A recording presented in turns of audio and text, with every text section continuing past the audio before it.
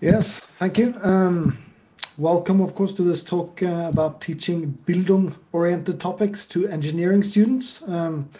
It is connected to the mandatory first-year course, Introduction to the Engineering Profession, for all bachelor engineering students. I'll try to be as brief as I can on theoretical framework and methods to get as much time as possible to discuss results. Hope that's okay with all of you. Also hope you have a cup of coffee. I know it's starting to get that time of the day where my students' eyelids sometimes get a bit heavy, but it's a short session, so I think we'll manage. But we'll have to at least briefly talk a bit about theory, because this Bildung, what are we talking about? A lot of people use that term for different things.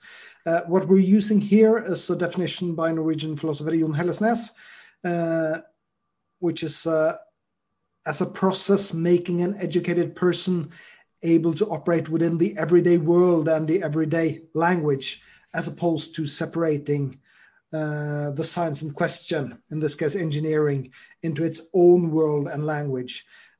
So in a broad sense, Bildung connects science to society, or in this case connects engineering to society. So that's what we're basically trying to do in parts of this course. So also motivation. It's quite common to divide motivation into intrinsic and extrinsic motivation. The prior motivation is connected to the joy you get from the task itself, and the latter connected to some form of external reward, for example, financial. And several studies over time within different fields have shown that while intrinsic motivation is very positively connected with better quality work and better performance, a focus on extrinsic rewards may be counterproductive. Not always, but it may be. And as this small screenshot from video shows, actually sometimes we've seen that higher incentives has led to worse performance, basically because the focus shifts to the reward and not to the task that you're supposed to do. So, okay. The method that I've used here is thematic analysis. The data from the survey are mainly qualitative, but they're on the rather brief end of the qualitative replies. I've been using a student response system where the students have been able to text in with their mobile phones or computers, if they've had them, short open text answers. I will use thematic analysis as a method as discussed by Brown and Clark in this paper I refer to here. And I'll be searching for I have been searching for recurring themes or patterns within this data and organizing and interpreting these patterns. Nothing very revolutionary here, I think. Moving on to the actual survey, what have I been asking these, roughly 500 bachelor engineering students? First of all, I've asked them, why do you want to become an engineer? Short open text answers to a student response system. Secondly, to try to move into this Bildung-related topics. What topics do you believe are the most important for an engineer to know about, apart from science and technology, moving beyond this? Also here, short open text answer. And thirdly, to be very specific, I've asked them to vote on 8 subjects from the course curriculum from this Introduction to the Engineering Profession course, which topics they think are most important for engineers. And we have climate environment, we have history of technology and science in a long perspective, from the first man-ape to pick up a rock, recent history of technology from the Industrial Revolution onwards, scientific method, pseudoscience, how to reveal in this time of fake news and such, and more general ethics, technology and ethics, and finally workplace ethics. So these are the topics that I've asked them to vote on finally. And I'll just move on to the results. And this word cloud shows the responses to why do you want to become an engineer, and it disclosed a variety of motivations, but as you probably can see, many of them are revolving around the work an engineer does.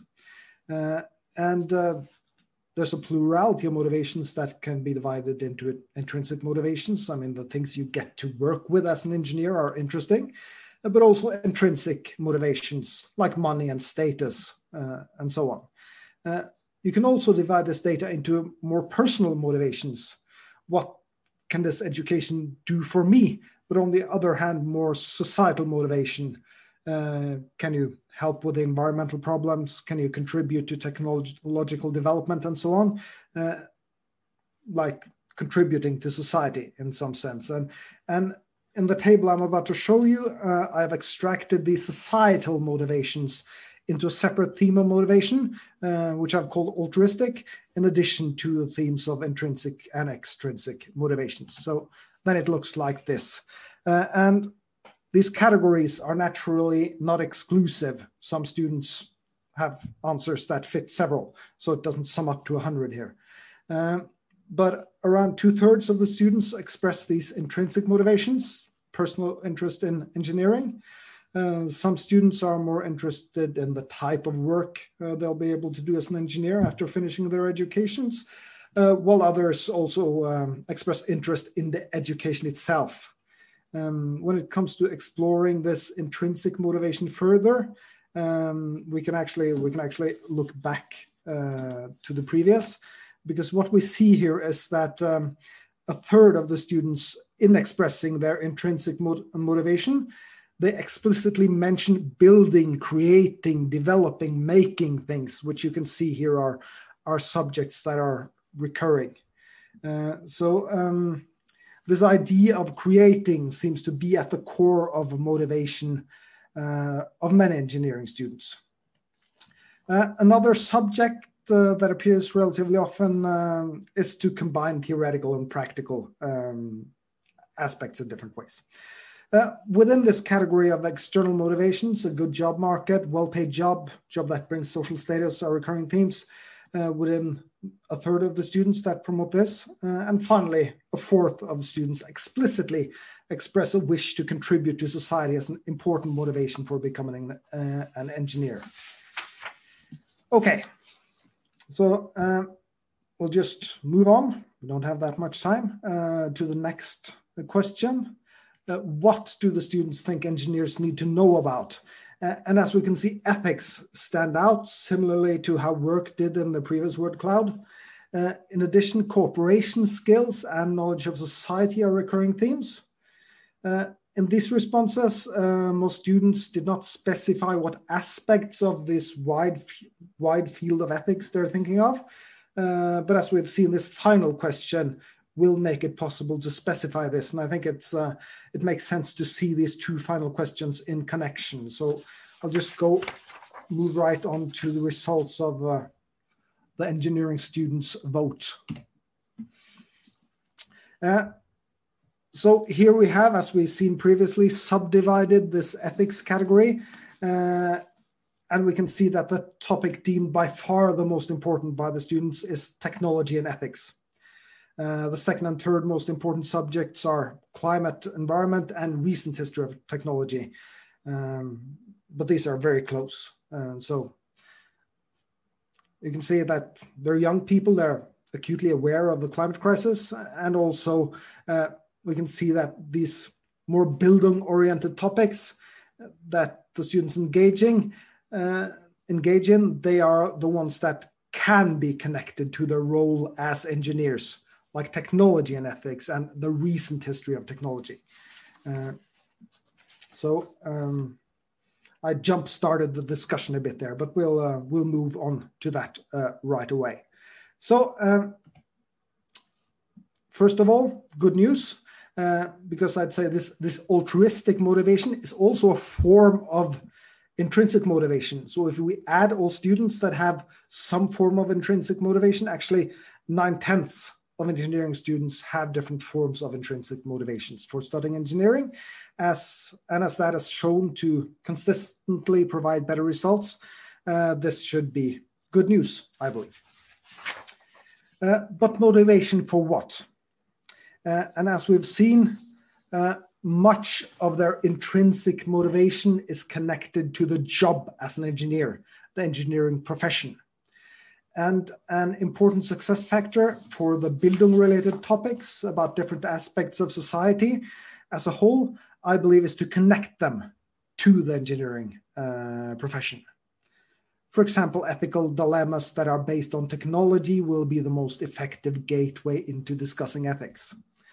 But to further this discussion, I believe we must also look closer into the responses to see where such connections could be made for the more overarching subjects of the course, and to promote a Bildung-oriented engineering education. So in analyzing the prominent focus on developing, creating, and such that I mentioned earlier, in the students' motivation for becoming an engineer, I believe we could form the question that is the title of this, this talk: could the key to Bildung for engineers be in building? And I asked this question as, could their motivation for building and creating be expanded, not just into building a machine or a structure, but to contribute to building a society? And this is a perspective we can see already is prominent among a large minority of the students, the fourth of the students that have this altruistic motivation. Okay, so how can we do this? This image of an engineer as a builder of society is not without precedence. Both in Norway and internationally, the image of the engineer as a builder of society and sort of a brighter future for all was prominent until a few decades ago.